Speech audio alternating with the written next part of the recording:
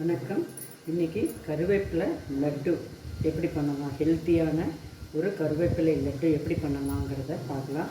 அதுக்கு தேவையான பொருள் கருவேப்பிலை இப்படி ஒரு கைப்பிடி அளவு, ஒரு பிடிச்சா 2-3 இது வர மாதிரி பார்த்துக்கலாம். இதை நல்லா அலம்பி கொத்தோடையே அலம்பி காய வச்சு எடுத்து வச்சுட்டுருக்கேன். இதை நம்ம வறுத்து பொடி பண்ணணும். அடுத்து பொட்டுக்கடலை ஒரு 1/2 கப்பு, பாதாம் இதே கப்பில் ஒரு 1/2 கப்பு, லைன் டேட்ஸு தோல் நீக்கினது கொட்டை நீக்கினது ஒரு 1/2 கப்பு, நாட்டு சர்க்கரை ஒரு தேவையான அளவு கொஞ்சம் எடுத்து வச்சுக்கலாம் 1/2 கப்பு.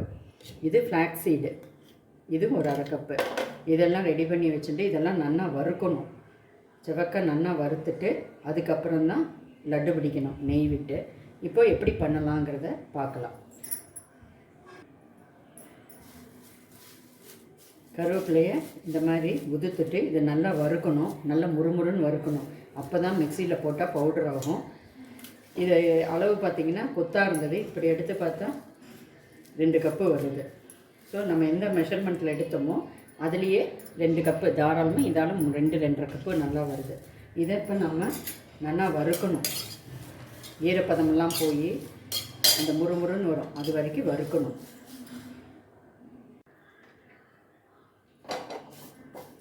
இதோ கொஞ்சம் வறுப்பட்டுருக்கு, இன்னும் கொஞ்சம் வறுக்கணும்.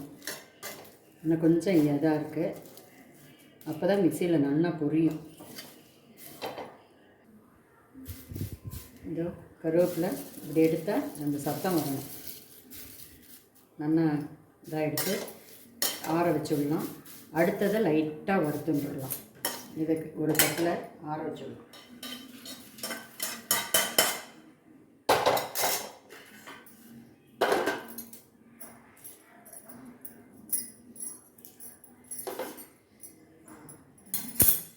அடுத்து பொட்டுக்கல்லையை பொன்னிறமாக ரொம்ப கருக விடாமல் ஒரு கொஞ்சம் சிகப்பாற வரைக்கும் வறுக்கலாம். பொரிகடலை வறுத்தாச்சு, அது ஓரமாக தட்டில் கொட்டிட்டு அடுத்தது இந்த ஃப்ளாக்ஸ் சீடு அப்படின்பாங்க, அதை வறுத்துடலாம். இது அப்படியே பொரிஞ்சு வரும். கடுகு எள்ளெல்லாம் வெடிக்கும்ல, அது மாதிரி இது பொரிஞ்சு வரும்போது இதையும் எடுத்துடலாம். கருக விட வேண்டாம். இது இந்த மாதிரி வெடிக்கும், அதனால் கொஞ்சம் சிம்மில் வச்சுக்கோங்க, இல்லை தட்டை வச்சு மூடிடுங்க. போதும், வறுத்தது போதும். இதையும் எடுத்துடலாம். அதெல்லாம் கருகிடுச்சுன்னா அது ஒரு ஸ்மெல்ல வந்துடும். அடுத்தது பாதாம்.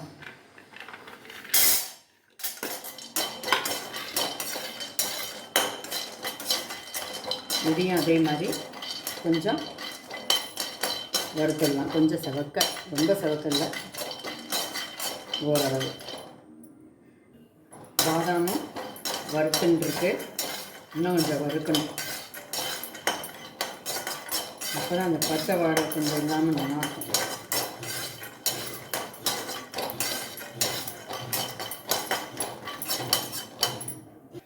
பாதாமும் வறுபட்டாச்சு, இதையும் எடுத்து போடணும். இதே சட்டியில் இந்த லைன் டேட்ஸ் இருக்கு இல்லையா, சீட்லெஸ், அதை ஓரளவு கொஞ்சம் சூடு பண்ணிக்கலாம். சீக்கிரம் அரைஞ்சிடும், அதுக்காக தான். மிக்சியில் அடிக்கும்போது இந்த கொஞ்சம் பெரிய பெரிய பீஸாக இருக்குது, கொஞ்சம் சின்ன சின்ன பீஸாக போட்டு அரைச்சிக்கலாம். இதையும் ஒரு வதக்கிடலாம். இது மாதிரி எல்லாத்தையும் ஆற விட்டுட்டு அதுக்கப்புறம் மிக்சியில் அரைச்சிக்கலாம். ஃபஸ்ட்டு மிக்சி ஜாரில் இந்த வறுத்து வச்சுருந்தோம் இல்லையா, அந்த கருவேப்பிலை இருக்குல்ல, அதை பவுடர் ஃபஸ்ட்டு பண்ணிட்டுலாம், மற்றதை தனியாக பண்ணலாம். இதை மாத்திரம் ஃபஸ்ட்டு தனியாக பண்ணிட்டு அதுக்கப்புறம் இந்த பாதாம் இதெல்லாம் பவுட்ரு பண்ணிக்கலாம். ஃபஸ்ட்டு இதை எப்படி பவுட்ரு பண்ணுறதுன்னு பார்க்கலாம். பவுட்ரு பண்ணிட்டு வந்துடலாம். கருவேப்பிலை இந்த மாதிரி பொடி பண்ணியாச்சு. அடுத்தது பாதாம் இது எல்லாமே ஒரு பெரிய மிக்சி ஜாரில் போட்டு ஒட்டுக்கா பொடி பண்ணிவிட்டு வந்துடலாம். லைன் டேட்ஸை தனியாக பவுட்ரு பண்ணலாம். இந்த மாதிரி பவுட்ரு பண்ணிச்சு. இதை ஒரு இதுக்கு பவுலுக்கு மாற்றிடலாம்.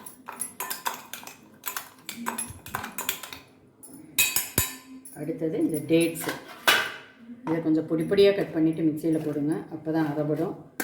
அதையும் பொடி பண்ணி இதில் போட்டு எல்லாத்தையும் போட்டு கொஞ்சம் நெய்யோ நாட்டு சர்க்கரையும் போட்டு கலந்து லட்டு பிடிக்கணும். டேட்ஸை அரைச்சிட்டு வந்தால் இந்த மாதிரி இருக்கும், பேஸ்ட்டு மாதிரி இருக்கும்.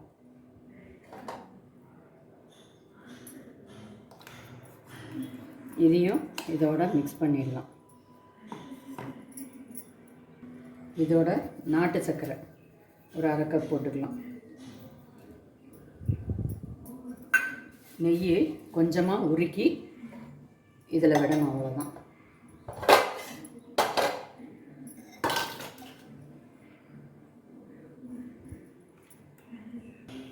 நெய்யை கொஞ்சோண்டு உருக்கிண்டு இந்த பவுடர்லாம் ஒட்டுக்காக போட்டு லட்டு பிடிக்க வேண்டியதுதான். பெசரிட்டு லட்டு பிடிக்கணும்.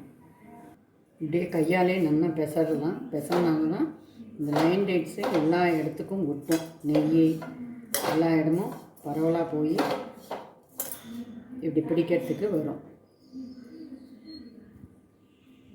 இதே மாதிரி எல்லா இதையும் உருட்டிக்கலாம்.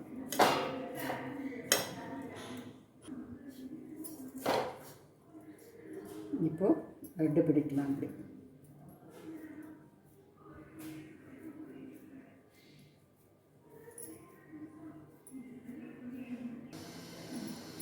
சுவையான சத்து லட்டு தயாராக இருக்குது. இதுக்கு பேர் கருவேப்பிலை சத்து லட்டு, கருவேப்பிலை லட்டு.